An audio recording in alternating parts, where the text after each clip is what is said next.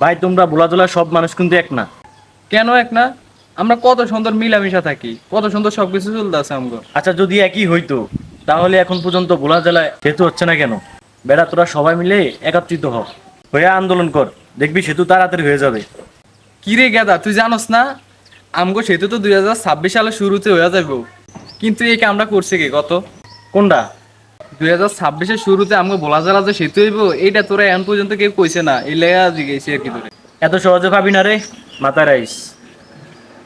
এই মাথা খারাপ করিস না বেটা, যা যা বলে দিই সেই সময় বেটা।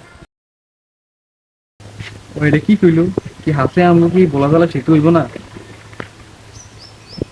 আরে হইব হইব, আর কথা দূরা ফেরা লইলাম আপনার জায়গা হইব একদিন।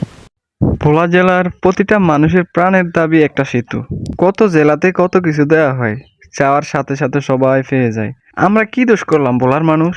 আমাদের কি কারো চোখে পড়ে না, নাকি আমাদেরকে মানুষ মনে করে না ওরা? আমাদের দাবি একটাই, ভোলা বরিশাল সেতু 2026 সালের শুরুতেই যেন সেতুর কাজ শুরু করে দেয়। আমাদের ভোলা জেলার প্রতিটা মানুষের একটাই আশা, আমাদেরকে যেন একটা সেতু দেয়।